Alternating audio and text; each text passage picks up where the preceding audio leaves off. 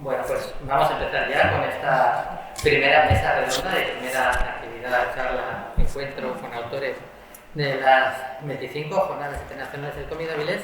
Y como ya venimos haciendo en los últimos años y en este y en otros eventos, queremos echar un fuerte vistazo a algunas de las cosas más interesantes que a lo largo de estos últimos 365 días hemos ido viendo aparecer publicadas, hechas como reza el nombre de la mesa de Asturias con amor, ¿no? Que es lo que siempre ponéis los creadores en la obra, en ese mensaje que mandáis a los lectores y que se completa cuando del otro lado hay una recepción. Y bueno, me imagino que os comentarán o iréis teniendo un feedback de lo que cada uno de esos lectores va diciendo, ¿no? Y siempre hay que aprovechar espacios donde podéis llegar a otra gente, incluso entre vosotros, pues también conoceros, interactuar, que se hagan equipos creativos, que es algo que nos gusta mucho, y pues que se vaya haciendo un poco de ese tejido, que las jornadas en la medida de lo que podamos siempre sirvan un poco para ello, que también esto debería ser, y es nuestra idea, algo negociar en un festival, y con esa línea pues trabajamos en esta mesa y en otras, más luego interactuar y compartir experiencias de los otros autores venidos de distintos lugares, están en menos lugares, pero aún así de varios países como en cualquier otra edición. Y la verdad que, lo decía antes, estamos hablando de estos años, hay un montón de talento que está haciendo cómic desde Asturias, personas que forman parte de la cultura popular, universal. Tenemos a Javier Rodríguez haciendo la historia del universo Marvel, tenemos a Pasarín que estará con nosotros dentro de unos días haciendo El Escuadrón Suicida. Tenemos a bastantes artistas muy bien posicionados en el mercado internacional, pero esas obras de autor, esas novelas gráficas, esos trabajos hechos mirando para nosotros desde distintos géneros, desde distintos campos, hechos para nuestro mercado, y con nuestro mercado no me refiero solo al asturiano, sino al nacional, que a partir de ahí a donde se llegue. Pues otros años pues teníamos el año pasado Roma Barbero, tuvimos los de Raquel Lagartos, etcétera, etcétera, pero cada año vemos que hay más, que son más destacados, que su recorrido es mejor, y la verdad que eso nos encanta, ¿no? Y hoy tenemos a tres claros ejemplos. Tenemos a Silvio González, que comparte aquí mesa conmigo y micro, para eso aquí las galletas desinfectantes, solidificación de ejemplo, que publicaste aquí en Blanco, que fue la obra ganadora del 10º premio Alfonso Iglesias, que ahora hablaremos de él. Tenemos a Elena Segane, que hizo o escribió el cómic de Morgana, Nacho Suárez, que era tu dibujante, ilustrador, sí. También de él. Y tenemos planificado, con los problemas de espacio que tenemos, un representante de este cómic, que es Punto Apocalipsis, que además es un recorrido curioso porque nació como cómic y volvió al cómic, y de eso hablaremos luego, que es el dibujante de la serie, pero al final se nos ha podido sumar que Trae Gutiérrez, que es el guionista, con lo cual podremos hacer un vistazo todavía más completo a lo que ha sido la realización de este trabajo. Así que, y luego, bueno, pues hablaremos de temas más generales y podéis preguntarles lo que queráis, si el calor y la mascarilla no hacen que me desmaye primero, ¿no? Pero bueno, siempre está el truco de beber agua, porque te la tienes que apartar un poco y sobrevives. El cacique blanco, vamos a empezar por proximidad en este orden. Es un cómic, como decíamos, que ganó el 10º premio Alfonso Iglesias. Pero claro, a la hora de presentarse uno tiene que decidir con qué se va a presentar, que es uno de los primeros pasos importantes a la hora de convocar en cualquier tipo de convocatoria similar. Entonces lo primero sería, de todas las posibilidades, cómo llegó el Cacique Blanco, cómo llegó José Fernández Cancio a tu vida y cómo decidiste tirar de ese hilo y construir esta historia. Pues bueno, el Cacique Blanco llegó un poco de casualidad, porque yo estaba haciendo algo que no tenía nada que ver. Estaba buscando información sobre historias de piratas aquí en Asturias y bueno, mucha leyenda sobre piratas que llegaban a Curillero y todo eso. Y me encontré por casualidad buscando ese tipo de información, me encontré con un personaje que se llama José Fernández Cancio, que fue un inmigrante que marchó a Argentina con 17 años. Y me encontré con una historia de exploradores y de aventura, una historia que además era real, porque lo de los piratas, realmente la información real, yo estaba construyendo una historia de ficción, pero me encontré con una historia real que ya me daba de por sí toda la aventura y todo lo que me apetecía dibujar, digamos, pues aposté un poco por eso. Luego ya lo que me encontré por el camino ahora es que se fueron dificultosas porque no encontraba, o me faltaban, había muchas lagunas en la información, o había mucha información que se contradecía y tenía que estar contrastando. eso me dio bastante trabajo, la verdad. Que si llego a haber hecho ficción, igual no me encuentro con esa problemática, pero como no era ficción y quería regirme un poco seguir un poco la realidad histórica, digamos. Aquí viene una pregunta que también luego podrá surgir hablando con Elena, ¿no? Y es cuando coges una base real, y con real me refiero tanto porque es un personaje que existió, como sea un mito que existió, como sea cualquier elemento que todos conocemos, por real o por imaginario, en realidad no eres tan libre como la gente puede creer, porque tú eres como esos arqueólogos que se encuentran un esqueleto y el esqueleto está ahí, la base está ahí, pero tú tienes que pensar, intentando usar las pistas y los elementos que tienes a tu lado, cómo serían los músculos, o sea, de qué color tendría la piel, o sea, tendría mucho pelo o tendría poco pelo, la nariz sería más grande o más pequeña, y entonces al final dais una versión que no es ficción, pero sí que tenéis que tomar un montón de decisiones. Ese proceso de investigación, supongo que debe ser por un lado, si no es más apasionante, que seguro que si no lo es estamos cerca, pero sí que tiene que ser más sorprendente, porque empiezas a tirar de un hilo y nunca sabes lo que parece. Luego nos lo contarás tú también, Elena, en el caso de Morgana y de las leyendas y demás, pero en el caso de José Fernández, cuéntanos un poquito, en ese proceso de investigación, una vez que estés sumergiendo en él, cómo fuiste construyendo, porque lo que tú dices, habrá informaciones contradictorias, habrá gente que dice, pues hizo esto, pues no, eso no lo puedo hacer. ¿Cómo llegas al personaje final que es en el que tú te ves? Bueno, pues en realidad tuve que hacer una criba de toda la información que encontré y lo que me fui quedando fue con... Pues bueno, había un historiador que había trabajado mucho, bueno, tendría que contar un poco por encima lo que es José Fernández Cancio, que en realidad era pues un emigrante que se dedicaba, digamos, a la ganadería y a comerciar, hacía un poco de buhonero con los indígenas en Argentina, que por aquel entonces, el contexto histórico, bueno, importa mucho en la historia porque por aquel entonces a los indígenas se les trataba como bestias y estaba en el momento de expansión de la civilización y no interesaba a los indígenas. Y este hombre, sin embargo, en aquella época se dedicaba a comerciar con ellos. Entonces, el proceso de investigación y la criba la dedicaba un poco en base a la información que encontraba a través de historiadores, no solo de lo que me encontraba por internet, pues me encontraba de todo, la verdad. Y luego también porque una de las personas que fue a buscar, porque la historia de José Fernández Cancio es que se dedica a buscar los restos de unos exploradores. Uno de esos exploradores que va a buscar resulta que era aparte de artista y que tomaba muchos bocetos de los indígenas, de los lugares, del arte precolombino. Aparte de eso, se convirtió en fotógrafo y acabó siendo casi como un científico etnólogo de todos los indígenas y las tribus que se encontraban. Entonces, bueno, para mí fue apasionante conocer todo eso, para mí era muy desconocido. Todo el río Pilcomayo, toda esa zona era una zona muy desconocida para mí.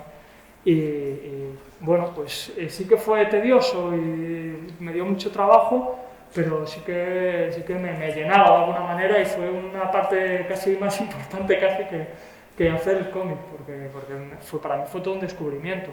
Y la que iba a eso, pues cuando se contradecía la información, pues buscaban varias fuentes y las fuentes que más coincidían pues le daban más relevancia a esa parte. Y cosas que tenían más sentido también dentro del contexto histórico, porque sí que había cosas, por ejemplo, una noticia que encontraron en un diario vasco que hablaba de otro de los exploradores que encontró este hombre, que era Ibarreta, que veías que tiraba más por casi política nacionalista vasca que por realidad histórica, ¿no? Pues decían casi que a Ibarreta lo había encontrado un amigo de Ibarreta, cuando en realidad fue José Fernández Cancio quien había puesto el dinero para la última expedición, porque hubo un montón de expediciones que no se lograron. Y bueno, me basé un poco en eso, en lo que decía un historiador vasco y la información que se repetía y coincidía así, no en la que quedaba ahí con ciertas intenciones. Esto también encaja muy bien el trabajo que tú estás haciendo, con cierta descrédito que muchas veces en nuestro país hemos tenido por nuestras figuras importantes, que si hemos sido un país que teniendo personajes que podrían haber hecho películas alucinantes y historias de ficción maravillosas, no los hemos consumido mucho ni hemos dejado que en otros países nos los escriban mucho, pero sí hemos aceptado de una forma maravillosa, y ojo, a mí me encantan también mitos más irreales de otros países, ¿no? Que a lo mejor la gente en un momento determinado conocía mucho más en España, por decir, los mosqueteros que los tercios de Flandes, ¿no? Pero eso siempre ha sido algo que nos ha pasado. En los últimos años sí que tengo la sensación de que eso se ha ido cambiando un poco, ¿no? Más allá de cierto revisionismo histórico que a lo mejor con el que yo no estoy tan de acuerdo, pero desde el punto de vista de la divulgación se me parece un trabajo fascinante y necesario. Teníamos hace poco, aquí hace unos meses, a Javier Olivares hablando del Ministerio del Tiempo y hablábamos como de repente todos los jóvenes que veían la serie y los no tan jóvenes estaban fascinados y enamorados con el personaje de Lope de Vega como no habían estado a lo mejor en su época académica. Entonces muchas veces desde la ficción, desde el cómic, desde la televisión, desde la literatura de entretenimiento, puedes tener un gancho mucho más importante. Aquí en Asturias, bueno, pues la figura de Pedro Menéndez, si haber sido inglés, pues no te quiero decir la de películas que habíamos visto, ¿no? Por ejemplo, en este caso, con este señor de Taramundi, pues yo realmente no conocía de su existencia hasta que me enteré que ibas a hacer el cómic. ¿Te han quedado ganas de seguir un poco por este camino? O después de esta investigación dices, bueno, una vez para probar está guay, pero a lo mejor ahora me apetece hacer otro tipo de cosas. Bueno, yo ahora mismo estaba con otra cosa porque me ha surgido otra cosa. He tenido que parar por otras cuestiones, pero sí, estaba con otra cosa y que me apetecía volver un poco a la fantasía y algo más infantil, pero sí que me ha quedado ganas de retomar de hecho, de acabar la investigación que empecé, acabar, por ejemplo, con la historia de Ibarreta, porque, bueno, al final el libro de Cacique Blanco lo divide en 3 partes, que son los 3 personajes que hacen la historia, y sí que me interesa la de Ibarreta porque sí que está muy completa toda la información, sí que hay muchos más datos de los que en principio yo había encontrado, que fue otra de las cuestiones que me hizo retrasar el libro, porque iba encontrando información y tenía que cambiar páginas, bueno, fue un poco una locura. Y por un lado sí que me apetecía descansar y hacer otra cosa, más macizero en esos términos de investigación, pero por otra parte sí que me apetece muchísimo acabar con lo de Ibarreta. De hecho estoy pensando que si no consigo hallar suficiente información como lo que yo considero, construir una historia de ficción que sea con esos datos, aunque no sea verídica la historia de Ibarreta. Entonces pues en eso vamos, a ver si... Yo creo que fue tu primera historia de tantas máquinas, ¿verdad? Sí, bueno, algo que hice cuando estudiaba, pero sí, la primera vez. Sí. Y claro, sabiendo que tiene cierta notoriedad por haber ganado el premio, que genera cierta atención,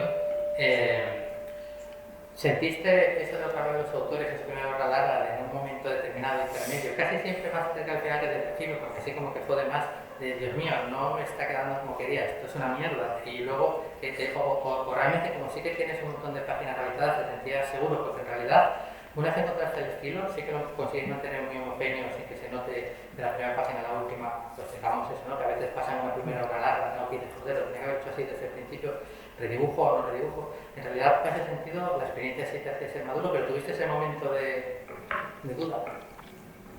Continuamente, sí, tuve ese momento de duda porque además yo empecé el proyecto muchísimo antes de lo que empecé la obra. O sea, tú cuando te presentas al Alfonso Iglesias mandas un proyecto. Entonces yo hice un proyecto y pasaron meses. Yo estaba trabajando de hecho en otra cosa, no tenía nada que ver y tuve que retomar. Entonces cuando tuve que retomar ya vi muchas cosas mal, me habían dado un premio a algo que ni siquiera me gustaba a mí como estaba dibujado.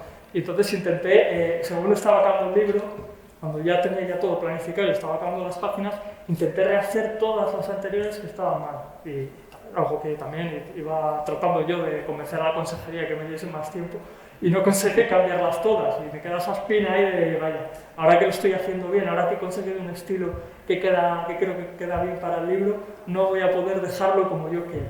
Y me queda un poco esa espina también. Es lo que te comentaba antes, ¿no? Que como me faltaba información y todo esto, pues igual consigo quitarme esa espina haciendo otro libro. Que no sé si me va a volver a pasar la misma y será un incentivo para volver a hacer otro libro, ojalá, ¿sabes? O sea que, bueno, siempre hay algo positivo en eso. A mí me ha servido para mejorar, para aprender y para tomar ciertas decisiones, como por ejemplo no hacer las páginas seguidas por muy planificado que lo tengas, para que no se note tanto esos cambios de dibujo, que sí que los hay. Yo miro las páginas y hay páginas que digo, uff, pues no tiene nada que ver con esto, y no. Pero bueno, supongo que nos pasará un poco a todos. Bueno, pues recordad que los que os quedéis con ganas de más está el libro también arriba, otra exposición, luego lo firmarán. De momento la edición está en asturiano, todavía no ha salido en castellano, pero bueno, eso aquí no puede ser un problema. Y la verdad que os lo recomiendo que os hagáis con él, porque aparte de todo, aparte del trabajo de Celu, está el acercarnos a otro personaje y a través de ese personaje a otros personajes que forman parte de nuestra historia no tan lejana. Este tipo murió en 1950. Sí, pero vivió muchos años. Pero vivió como 70 o una... No, más, igual. Sí, me ha burrado. Sí, entonces, bueno, quiero decir que es un poquito de nuestra historia a veces de la que los focos no logran tanto, ¿no? Y bueno, cambiamos a Ana y pasamos a hablar un poco con Elena Seoane. Y lo primero que voy a decir es que me parece una obra necesaria. Es decir, nosotros estamos muy acostumbrados a los mitos artúricos, un poco lo que comentaba antes, de que aceptamos mitos con más facilidad, a lo mejor que investigaciones más serias. Y los mitos artúricos pues han sido fruto de su época, han sido fruto de su sociedad, ya desde años. Quizás lo que más ha influenciado, sobre todo a la literatura moderna que se ha hecho después o al cine que se ha hecho, ha sido la versión de Steinbeck, ha sido quizás la Morgana que conocemos, el Rey Arturo que conocemos, el Lancelot que conocemos, pero en realidad todos esos mitos son mitos aprovechados en mitos anteriores, de mitos sobre los que han puesto capas y capas y capas para, en un momento determinado, encajarlos en el ideal romántico de la época, otra vez para encajarlos en el ideal heroico de la época, etcétera, etcétera. Pero desde Steinbeck para atrás tienen incluso más años de historia, muchos hechos que desde la historia reciente que ha quedado oculta, que muestran otros personajes totalmente diferentes, con unas realidades por las que nacieron totalmente diferentes y que son muy, muy desconocidas, que luego la gente se lo cuenta y dice, no, hombre, pero esa no es la Morgana en este caso de verdad. No es. Y como decía antes, no tengo nada en contra de que se hagan versiones y las disfrutemos, pero sí me apena a veces que no se conozca la raíz. Y aquí apareces tú, con esta historia en la que haces pareja con Nacho Suárez de Novela Artística. Y lo primero que te quiero preguntar es, como fue en el caso de Anselu, ¿cómo llega a ti el personaje de Morgana? Bueno, llegará un poco como a todos, pero a raíz de ahí, ¿cómo profundizas más y cómo te enamoras? Bueno, a mí siempre me gustó mucho la materia artúrica. Tuve la suerte que en mi carrera hice filología románica y el tercer año de carrera tuve la materia artúrica. Y ahí ya, bueno, yo ya iba fascinada, ahí ya acabé, ¿no? Ya rematé. Entonces, cuando terminé la carrera y unos años más tarde, con una amiga que ahora es mi tutora de tesis, pues quería hacer la tesis sobre la materia artúrica. Entonces, claro, ella está dentro de un grupo de escritoras y que es un grupo de perspectiva de género que trata personajes femeninos literarios desde la perspectiva de género. Entonces, claro, digo yo, pues yo quería mezclar la materia artúrica con tu grupo. Y entonces dice ella, bueno, pues entonces piensa en un personaje que ha sido bastante denostado dentro de Arturo, de la materia de artúrica, y digo yo, la primera que pensé, Morgana. A la pobrecilla, pues como que me la describieron siempre como una bruja y como una malvada. Entonces empecé a realizar la tesis y entonces ella me dijo que yo tenía que hacer una comparación entre la novela contemporánea, hacer una comparación entre la novela contemporánea y la antigua, ¿no? La de la Edad Media. Y claro, ¿qué me he encontrado yo? Pues la mayor parte de los textos medievales en los que me he encontrado, a Morgana, la figura de Morgana, siempre como una bruja mala, perversa, que va a acabar con Arturo. Pero claro, ahí indagando, estudiando y leyendo muchos artículos, manuales y tal, claro, encuentro al primero, a Geoffrey de Monmouth. ¿Qué decía de ella?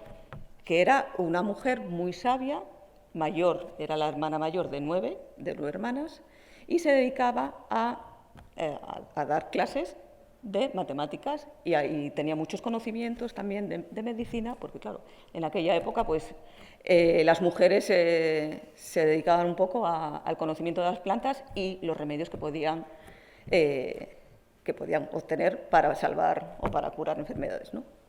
Entonces Morgana era descrita así, una sanadora y un hada. Y una cosa también, eso que siempre me llamó la atención, es el leitmotiv, que siempre se utiliza con Morgana y con Arturo. La mayor parte eso de los textos que yo leí sobre ella, aunque la pusieran mala, como la bruja mala, que iba a acabar con Arturo, al final siempre va a salvarlo. Siempre va a salvarlo y lo lleva a la isla de Avalon. Entonces digo yo, eso mismo me quedo con eso. Aparte de la descripción que hace el autor de ella, de ser una mujer sabia y buena, y que iba a ayudar a Arturo. Y en ese momento tampoco tenían relación ninguna de parentesco.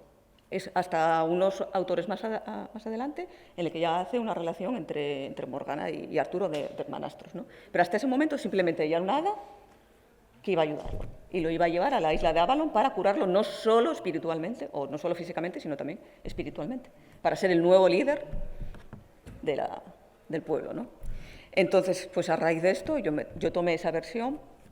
Entonces, en el cómic, claro, lo siento, yo de dibujar no tengo ni idea, de escribir, bueno, no sé, pero bueno, yo de dibujar no tengo mucha idea. Entonces, yo tenía una academia de enseñanza y al lado está trabajando Nacho. Y entonces le comenté el proyecto de crear el personaje de Morgana, tomar esa versión de Morgana, tomarla y desarrollarla. Porque claro, yo eso, después de leer todo lo que leí de ella, digo, yo tengo que hacer justicia poética con esta mujer. Tengo que hacerlo porque es que no es así. Y entonces él estuvo de acuerdo y él es el que dibujó a Morgana.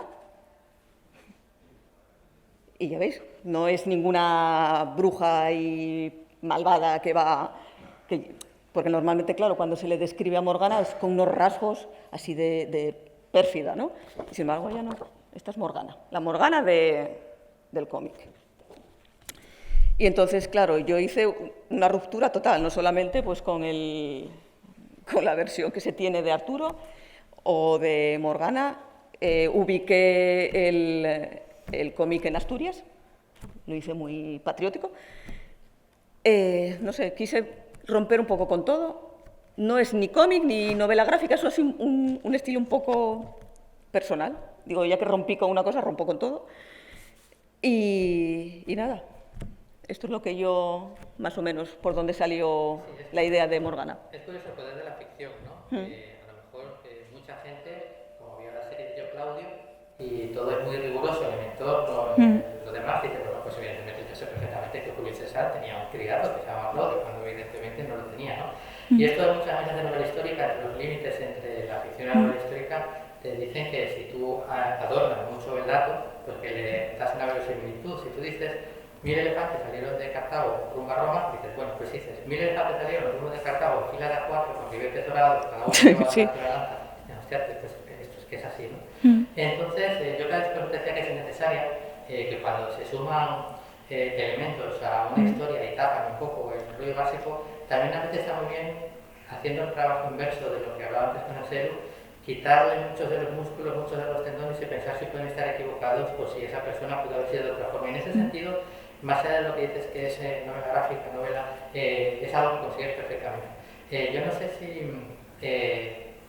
en el recorrido que has tenido de presentaciones, en firmas, notas un acercamiento de un tipo de lector diferente, incluso más allá del mundo del cómic, porque yo creo que tiene muchos puntos de enganche, no solo con los que hace el cómic, sino con los que hace los mitos artúricos, con evidentemente las políticas de igualdad, y porque sobre todo hay determinados personajes femeninos reales y con todas las entre comillas real, como que tenían dos modalidades, ¿no? Tenías como Aspasia, por ejemplo, la pareja de Pericles, que era como la mujer humanista de la época, pero claro, quedó totalmente ocultada en los libros de historia por la majestuosidad de Pericles y su poder de oratoria. Y luego están las que van convirtiendo pues, precisamente con villanas antagonistas a lo largo de su vida, que es un poco lo que le pasó a Morgana, ¿no? Necesitamos pues un villano, pues en este caso está Mordred, que es el despechado del que viene, va a ser Morgana, que es un rollo. Pero al final siempre tiene un poco ese rollo, como dices, de que lo sabe. Entonces me gustaría saber un poco si tú notas un público diferente del que esperabas. Si no te llegó mucha gente que te decía, pues mira, es el primer cómic que me compro, pero ¿y cómo crees que reaccionan a ello? Sí, bueno, claro, es que yo cuando hice las presentaciones, bueno, la verdad es que, bueno, yo simplemente cuando hice las presentaciones o incluso aquí hoy, yo lo que intento es disfrutar. Entonces, como yo disfruté tanto a la hora de crear el cómic, yo espero que la gente cuando lo lea, que disfrute también. No me centré nunca, o cuando lo escribí, no pensé en dirigirme a un tipo de público. Hombre, yo por ejemplo, yo elegí el cómic porque pensé que iba a llegar a más gente, o sea, tanto de adolescentes como personas ya mayores, ¿no? O de mi edad o mayores. ¿Por qué? Porque yo quería dar a conocer a Morgana, mi visión de Morgana, como yo la vi en el siglo XI. Entonces, eso es lo que yo buscaba.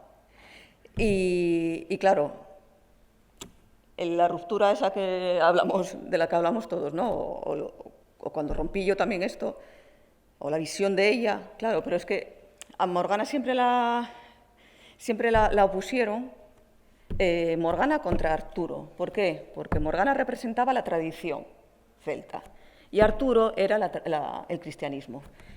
¿Con quién la enfrentaron también? Morgana contra Ginebra. Morgana representa la libertad que se supone que las mujeres tenemos que tener, ¿no? O que tenemos que tener, lo que se supone tenemos que tener.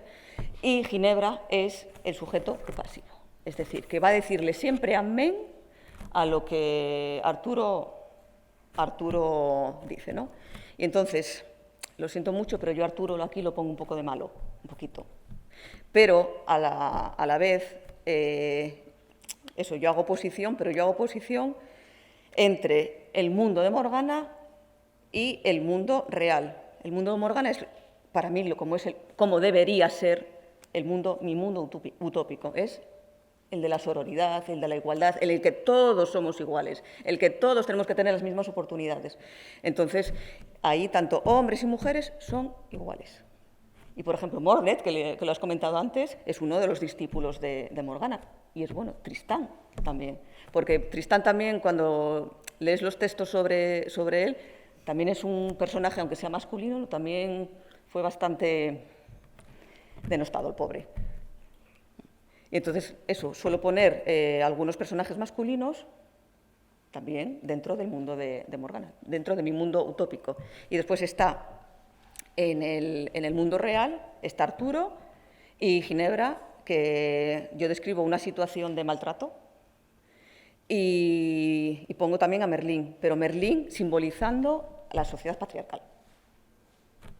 Entonces, por eso, más o menos, pongo un poco, porque de todos los textos que he leído también, pues claro, Merlín era un poco manipulador, siempre ha sido un poco manipulador. Entonces, esa versión también la sigo en el libro. Por eso lo siento, yo rompo un poco con todo, pero es mi visión. Una vez tú lo escribes, y siendo el primer cómic que realizas, ¿cómo fue el ir viendo las páginas que iba haciendo Nacho? Tenías mucha colaboración en una página, tú le mandabas el guión, te lo devolvía y por lo general te parecía siempre bien. ¿Cómo era vuestro sistema de trabajo? Y sobre todo, como nunca habéis pasado por ese proceso, ¿cómo era la ilusión de yo lo escribí, mira qué bonito? Yo cuando él empezó a dibujar ya lo tenía el texto escrito. Y entonces yo cuando una pregunta que me hizo una amiga, me dice ella,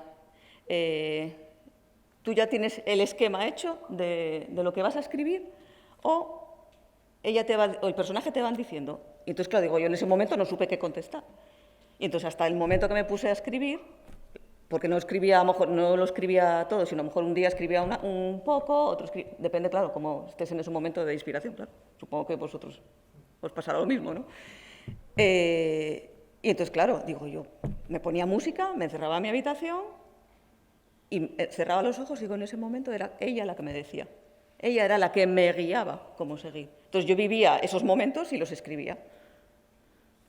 Sí, no sé si te contestará la pregunta. Sí. Bueno, pues vamos a continuar, vamos a pasar a poco. Sí, porque si me enrollo. Y yo, en su momento, que era lector de la revista Thunder, conocía el universo de Punk Apocalíptico. Reconozco, como no soy muy ya de lo fui de jugar con juegos de figuritas, no sabía que se había hecho esta adaptación, además parece bastante exitosa, pero me enteré cuando, digamos, que se cerró el círculo y me avisó Alberto de que esto iba a salir, de que se había hecho un micromecenazgo, un crowdfunding, y de que se iba a hacer un cómic ya más largo ambientado en el universo de Punk Apocalíptico. Entonces, lo primero, Israel, cuéntanos un poquito cómo nace este mundo, cómo nace este cómic y un poquito qué es Punk Apocalíptico, para que no haya leído las entregas de la revista Thunder y todavía no haya podido hacerse con este volumen. Sí, pues más o menos es lo que tú has comentado. Al principio éramos 3 socios, éramos Marco Paraja, Marcos García y yo. Marco Paraja había dibujado y escrito en Thunder Magazine y había hecho unas historias, 4 números creo, había unas historias que eran Punk Apocalíptico. Pues bueno, en aquel momento nos quedamos los 3 en paro y nos lanzamos a lanzar un juego de miniaturas. Los tres estábamos en un club y demás, y dijimos, bueno, ya de arriesgarnos vamos a intentar al menos algo que nos gusta. Y empezamos a pensar y dijimos, bueno, pues ya que Marco había lanzado eso y tenía una base de algo, pues no nos vamos a comer más la cabeza y el juego va a estar ambientado en ese mundo, bueno, para que no sepa, es posapocalíptico, tipo Mad Max, Fallout, ese estilo de cosas. Y nada, sacamos el juego adelante y demás, Marco encontró un curro y se cayó del juego y demás, al final me quedé yo solo con la empresa y bueno, con el juego siempre habíamos tenido muy en cuenta el tema del trasfondo. De hecho, bueno, hay muchísimos relatos, bestiario, bueno, hay un montón de cosas. Y yo siempre había tenido la espinita clavada del tema del cómic, que se había quedado en aquellos 4 números, 4 historias, y siempre quise volver. Además, era una manera creo que bastante chula de ampliar un poco lo que es el mundo. Pues, bueno, también nos hemos lanzado a un juego de rol hace poco y demás. Sí hemos tenido la intención eso, de crear un universo, de crear un universo donde se asienten pues, bueno, las distintas vertientes, llamémoslas frikis y demás, juego de rol, cómic y demás. Así que bueno, estuve hablando con Gonzo, que era uno de los que llevaba Thunder Magazine y demás, que me hablara, pues comentando, oye, ¿conoces algún dibujante y demás? Y bueno, me recomendó a Alberto. Y nada, nos reunimos un día, empezamos a pensar, planificar y para adelante. No, a lo grande, 64 páginas habíamos pensado y sí. Tiramos de mecenazgo porque bueno, somos una empresa muy pequeña y realmente lo que necesitábamos de fondos y demás no había otra manera de conseguirlo. Y bueno, tuvimos suerte y salió hacia adelante. Un poco lo has contestado ya, pero en realidad la sensación que tienes, y es lo que sucede con estos universos transversales, ¿no? Transmedia, que van transcurriendo por un montón de artes o disciplinas narrativas o lúdicas diferentes, es eso, ¿no? Una cohesión que si la hace funcionar, pues los fans de uno de los elementos van pasando al otro porque quieren saber qué le pasa al personaje, pues si lo han visto en un modelito 3D, pues cómo sería sobre la página de un cómic, si se hace un videojuego, pues cómo sería moverse, qué voz tendría.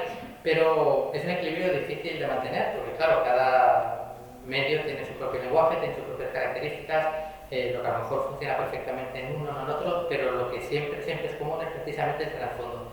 Hablabas ahora pues eso, de que teníais un bestiario, de que teníais un montón de relatos. ¿Notasteis vosotros que mucha de la gente que ha llegado al cómic a través de campañas de micromecenazgo venía sobre todo motivado por ese trasfondo? ¿Y qué reflexión creéis que han tenido? ¿Creéis que ha generado también por lectores nuevos que pues a lo mejor habían llegado del mundo de figuritas y querían saber qué sucedía? Y sobre todo, teniendo en cuenta que el trasfondo lo que hace es que la gente sea muy fan, ¿notasteis alguna respuesta? Pues yo no me imaginaba que este personaje fuera así, o a lo mejor o no tuvisteis nada de presión por parte del fandom, por así decirlo. Bueno, lo primero, pues yo creo que principalmente el público que tuvimos en la campaña era el público del juego. Más que nada porque es difícil darse a conocer en general al resto del mundo. O sea, los que eran fans y nos siguen en redes y demás, pues eran a los primeros a los que podían llegar y tenían ganas. Intentar llegar a toda la gente y demás, pues bueno, habrá miles de aficionados de cómic que ni siquiera saben que existió ese Kickstarter. Partimos de una ventaja y es que, bueno, como... Si hago un loquillo aquí... de que como yo soy el que llevo el juego y al final yo es el que me he lanzado al ruedo ahí con el guión del cómic, pues bueno, todo va a tener una coherencia y más y nadie puede decirme lo típico, es que eso no es canon y no sé qué, pues es canon si lo decido yo. Es así de fácil. Vale. Y bueno, también para que no se pudiera pisar y tampoco tuviera grandes problemas, realmente en el cómic no se han usado prácticamente, o sea, ni personajes del juego ni nada. Está algún guiño por ahí, de fondo y demás. Entonces lo que se usaba es el mundo, pero son todos totalmente personajes totalmente nuevos, para dar libertad total al cómic para que hagan lo que les dé la gana en ese mundo.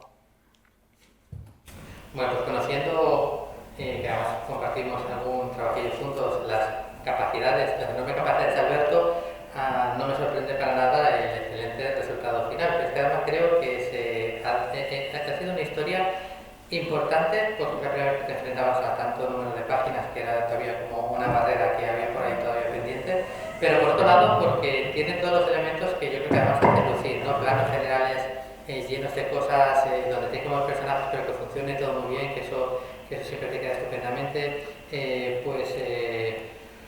Personajes muy expresivos, que también es algo que en tu caso pues agradece mucho. A veces es difícil saber si son expresivos así porque los dibujas tú, pues precisamente por la propia personalidad sacan mejor de ti como dibujante. Pero en líneas generales, yo no sé si tú conocías el universo de Punk Apocalyptic antes de lanzarte a este trabajo. Sé que compartías revista en su momento de Thunder, ¿no? ¿O no llegaste tú a...? No, yo lo que leí en su momento fueron las historias de Punka. Exacto. Lo que pasa es que después ya no vuelves a tener noticias, porque como yo no soy jugador de miniaturas, así que cuando me contactaron para dibujar el cómic, ni idea, que va. Así que tuve que ponerme al día, porque yo no tenía ni puta idea, así que nada. Empecé de cero y me dio carta blanca para que hiciera lo que me diera la gana, así que ahí tienes. Y los diseños de personajes, que si tenías descripciones muy que trataban mucho o tenías libertad En algún absoluta. personaje relevante, el resto, nada, siempre carta blanca. Oye, que yo bastante como guionista, entonces arréglatelas tú. Y ya. Claro, Nada, tampoco tiene mucho misterio, ¿eh? Como es tipo los Rolling Mad Max, pues dibujas ahí... Pero no creas, tío, porque en el momento en el que se hace, yo sabes que estás en un universo que tiene figuritas. Y tú eres un tío que dibuja muy detallado. Entonces a mí no me extraña nada que en un momento determinado quitar un poco de detalle, porque si luego vamos a tener que hacer la figura, el modelador se va a acordar de toda tu familia. O nunca tuviste ningún tipo de presión en que algún personaje luego pudiera pasarse a figurita. Ya que sabes qué pasa, que yo al principio siempre digo lo mismo. Voy a dibujar sencillo para poder seguir y hacer una buena cadencia de dibujo. Pero claro, yo como tengo mucha influencia de Jean Giraud, pues pasa lo que pasa, que empiezo a llenar de detalles y cuando me doy cuenta son todos puntitos y rayitas por todos lados. Entonces dije, vamos a dejarlo en un nivel medio de detalle para los personajes, porque si lo hago tal cual va la gente vestida, porque me ha pasado fotos de gente vestida en este rollo, tipo Mad Max, y flipas, es que hay 40.000 detalles, es súper barroco todo. Digo yo, no, entonces no termino ni para dentro ni para el 2023, así que tuve que bajar un poco el detalle y más o menos salió eso. Bueno, no sé cómo pueden conseguir el cómic, porque creo que estos hay ejemplares más allá de la campaña de microfinanciación. Ya que tuvimos una campaña de Kickstarter, Sí. tuvimos los mecenas que tiene su cómic e hicimos una tirada un poco más amplia de lo que necesitábamos y después Rocketman cogió los derechos y va a sacar la edición allá para noviembre o diciembre, ¿no? Diciembre más o menos. Entonces sí saldrá a la venta en librerías. Bueno, pues que estéis aquí, recordad cuando lo tengáis en las manos que dijo que le había bajado de Sí, me vuelvo loco, empiezo a hacer aquí como... ¿cómo se llama este hombre? Ay, no me acuerdo. Bueno, si me pongo, hago páginas al estilo Blueberry y me vuelvo loco y no paro. Puedo estar una semana tranquilamente con la página. Y cuando ibas viendo, lo mismo que le preguntaba Elena, cuando ibas viendo en tu Israel, pues llegar a las páginas, independientemente de hacer el trabajo de Alberto, pero la verdad que tenía que ser alucinante, ¿no? Porque ya os digo que dicen que le ha bajado detalle, pero luego se pone que lo veis un poco a ver dónde lo ha bajado. Es una flipada, o sea, yo que estoy acostumbrado a escribir igual relatos y cosas así, no es lo mismo ni de lejos, o sea, bueno, eso queda en la imaginación y demás, pero cuando le pasas un guión ahí a una persona y demás y te devuelve todo eso visualmente, que se puede ver, es una sensación brutal. Y a mí, joder, el decir, pues mira, mi idea se ha plasmado de esa manera, además es que se puede por ahí en los extras y todo. Yo a veces le mandaba unos dibujos hechos por mí para más o menos cómo podían ser las viñetas en algunas páginas y demás. Yo dibujo como un crío de 3 años. Entonces, claro, yo... Sí, eso es una cabeza, 2 palotes y más o menos para que se me diera. Entonces, claro, tú veías lo que yo le mandaba y veías luego lo que regresaba a mí. Y digo, esto es alucinante, vamos. Es como pasar de las cavernas a Leonardo da Vinci, ¿no? Yo dibujo como un niño de 1 año y cuando le mando guiones a Alberto los hago a veces en una servilleta, sí. en un bar, le saco una foto, se lo mando, y luego cuando llega es como el antes y el después del peor anuncio del mundo, ¿no? O sea, es una cosa, sí, eso es siempre muy sorprendente. Cuéntanos un poco, si va a haber más cómics en el universo de Punk Apocalyptic, esto abre una puerta a que esto no sea una experiencia única, sino a que sea un universo donde vaya a haber más, y si no es así, ¿qué más va a haber en el universo de Punk Apocalyptic? Alberto ya está trabajando en la segunda parte. De hecho, cualquiera que haya cogido el cómic ve que queda bastante abierto y demás. Y bueno, la gente nos lo pedía también mucho y bueno, nos hemos lanzado a ello. Esta vez, bueno, la última vez, pues se hicieron un par de páginas antes del Kickstarter para ver si nos lanzamos. Sí. Y esta vez, pues más vale que salga, porque no se está ya currándose. Pues anda la gente quejando de Alberto que ha quedado, así que... Y demás. Queda abierto, sí. Y este segundo sí que va a cerrar la historia un poco, porque bueno. Me gusta además que hayáis incluido al final una sección de extras, porque los diseños de personaje de Alberto son muy sueltos y la verdad que tiene mucha gracia. Y bueno, pues saldrá entonces decís en diciembre en Rocket Monopoly. Estaremos atentos. Entonces, bueno, como la charla va a tener que acabar, todavía tenemos tiempo, no os preocupéis, un poquito antes por lo de limpieza, desinfección y demás. Yo sí no quería abandonar esta primera charla sin que nos contéis un poco el futuro, porque nos encanta estar hablando de los cómics que habéis hecho, pero nosotros lo que queremos también es que hagáis más y que podamos hablar de ellos en otros años. Así que empiezo por ti, Ansel, ¿qué otros proyectos de cómic vienen después del que hacéis ahora? Pues bueno, ahora mismo había contactado hace tiempo ya, tuve que paramos un poco por el tema del COVID. Había contactado conmigo un autor francés que está haciendo algo estilo enfocado más bien a infantil juvenil y él está trabajando con Glenat y me estaba echando una mano a un cable para llegarle a su editor. Entonces estoy trabajando en una historia un poco de fantasía con robots a lo Mazinger Z un poco, ¿no? Una cosa entre el sci-fi y la fantasía y tirando hacia infantil juvenil. Y estoy con ello, estoy con storyboards, con el guión, ya tengo la sinopsis, tengo diseños de personajes a patadas, estoy con los fondos un poco para conocer un poco el universo y tal, y estaba en ello hasta que tuve que parar por otras circunstancias, pero bueno, seguiré a ver si hay suerte. ¿Tiene título?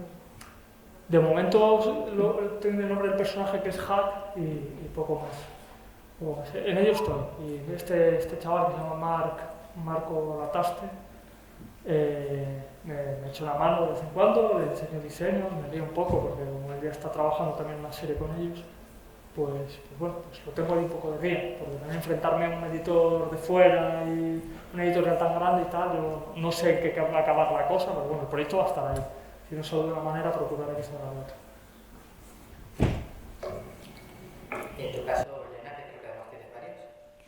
Sí, de Morgana tengo en mente otras 3 historias. Una la estoy ya desarrollando un poco esquemáticamente, la segunda parte. Y durante el confinamiento, como pues, por X circunstancias no se ha podido, pues entonces empecé a escribir una historia también donde la protagonista es una mujer, la historia de Sara, y nada, hasta donde me lleve también. Esos son los dos retos que tengo ahora mismo. Nosotros estamos con la segunda parte, además, claro, ya aparte como tengo todo el tema de las miniaturas, pues es al final de mes un Kickstarter y al estar yo solo en la empresa, al final es que tengo desde encargarme de las redes, hace años era publicar en Facebook, pero soy community manager, mola mucho, y además hasta preparar los envíos y todo, pero bueno, la verdad es que sí que me gustaría que este cómic saliera adelante y seguir sacando más, o sea, hay un mundo enorme ahí y es que creo que a la gente, a los fans les gusta y a mí me encantaría verlo. O sea que al final es como responda también y el tiempo que se pueda tener para todo. Pues, yo tengo la segunda parte con Isla, otro que se llama Dugan, que estoy a punto de empezar con él en formato álbum europeo. Y nada, las tiras se las tenemos este año. y algún trabajillo de ilustración que te suele salir esporádicamente, que siempre sale, y básicamente es eso. No tenemos más. Ni menos. Ni menos. No sé si queréis aprovechar para preguntarles algo. Si no aprovecháis el último ratito, hay una pregunta. Sobre todo era para vosotros dos, por llevar historias basadas en la realidad, pero bueno, en tu caso lo ves también, puedes contestar.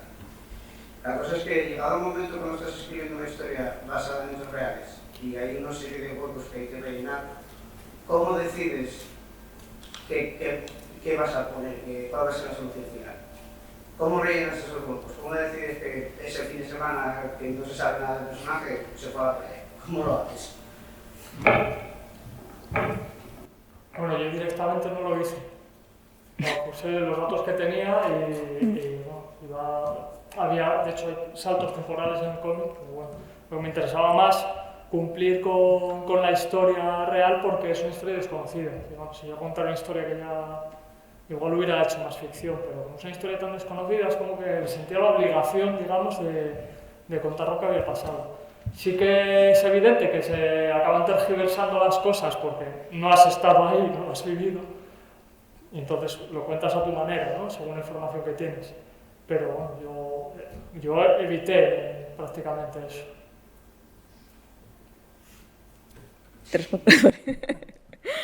Bueno, pues en mi caso lo que intenté también, como él, basarme en lo que yo tenía, en la documentación que yo tenía.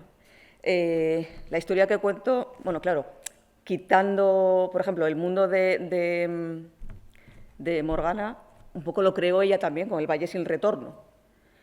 No es tan como yo, vamos, como a mí me gustaría que fuera el mundo en general, ¿no?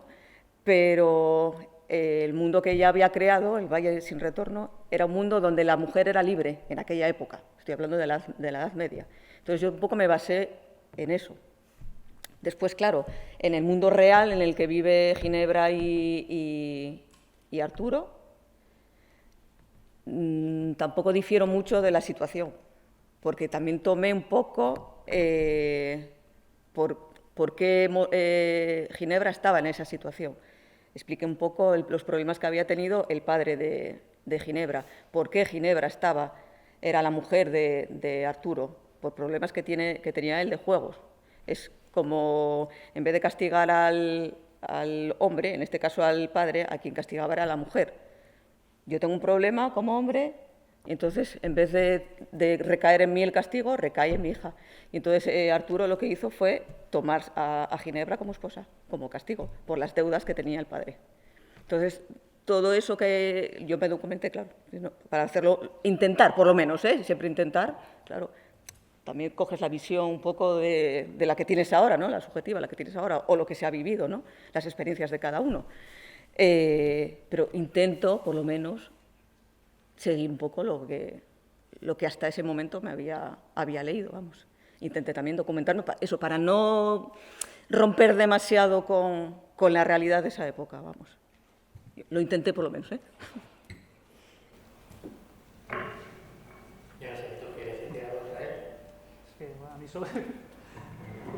Sobre esto es que yo obviamente me he alejado totalmente de la realidad. De hecho, en el mundo ese, la moneda con el que se comercia y demás son las balas. Yo creo que visto lo visto, si hubiera sido basándose en la realidad, sería el papel higiénico. Así que... Y la lejía y los guantes. Quería aprovechar tu experiencia con la revista Thunder, porque justo cuando venía para aquí, uno de los compañeros de prensa decía, bueno, pero con la gente que habéis tenido los últimos años, asturianos, que han sacado sus tebeos, que los vamos viendo y están bien, ¿cómo es posible que no pueda haber una revista pues, como los momentos Borromeo y tal? Y yo creo que en este caso, ¿no?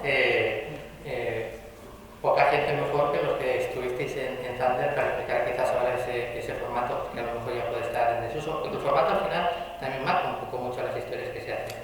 Y hemos tenido historias maravillosas, lo estábamos hablando antes de la generación más guapa, aprovechando además que está Granado Fusero con nosotros, en los que las historias cada 8 páginas tenían que tener un sentido. Y aunque luego tú hacías un álbum, esa estructura, que aunque fuera un todo, cada 8 páginas tenía que funcionar. Entonces, cómo contaban las historias también estaban un poco delimitadas por el formato.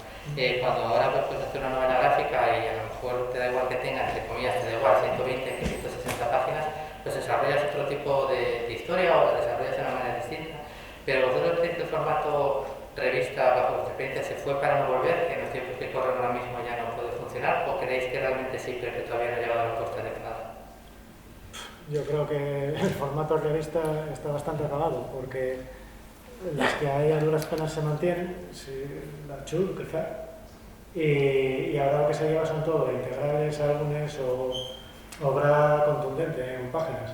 Entonces, yo una revista como las que había en los 80 o en los 90 lo veo difícil, porque están varias y han acabado cerrando todas. Entonces, la verdad que no sé qué pensar en ese sentido. Bueno, yo opino un poco como Alberto, no sé yo ahora mismo, tampoco me parece complicado el tema editorial ahora mismo también con todas estas historias, no sé cómo está el asunto. Ya es complicado de por sí el mercado editorial, de hecho ya ha variado mucho desde que yo empecé, porque yo empecé con libros infantiles en el 2007 o algo así, y ya cambia de ser un libro infantil a ser cómic y ya cambia desde el 2007, ahora también cambia. Entonces, no sé, de hecho ahora, aunque haya muchos más cómics, con lo cual es genial, que da mucho más cabida a autores y tal, también sé que duran menos en la librería por cuestiones de mercado, entonces parece un tema muy complejo, no sabría qué decir. No sé si puede funcionar un formato retro, porque al final era lo que hacía Fantas, ¿no? Recuperar un poco el estilo retro de nuestras revistas, de nuestras grapas y tal. Que, bueno, a mí me parecía, la idea era buena, ¿no? ¿Por qué no funcionó? Pues bueno, quizás eso podría contestarlo mejor Gonzalo o Israel, yo no sabría decirlo, ¿verdad? Bueno, pues hasta aquí ha llegado la primera charla de estas 25 jornadas. Decían ser que es verdad que hay muchos cómics, es cierto que tenemos un momento de cómic diversidad estupenda. Si es un medio que te gusta, es un medio en el que es casi imposible que vayas a tu punto de venta y encuentres una historia que vaya a encajar contigo, y eso es algo que no siempre pasó y es algo que me parece estupendo. Aquí tenemos un ejemplo de una obra más macarra y post-apocalíptica, hasta una revisión de los mitos artúricos en clave feminista y necesaria, hasta rescatar un personaje de Taramundi que se fue hacia las Américas y que descubrió un mundo que a través de las crónicas también podemos descubrir nosotros, ¿no? Está muy bien que hablemos de las historias, como digo siempre, lo mejor es que las leáis, que las disfrutéis, a poder ser que las compréis y luego además estarán fuera a las 9 pues, firmando ejemplares y haciendo dedicatorias y dibujitos. Y lo menos que podemos hacer a cambio de todo esto es lo que se hace con nuestros invitados, que es despedirlos con un fuerte aplauso.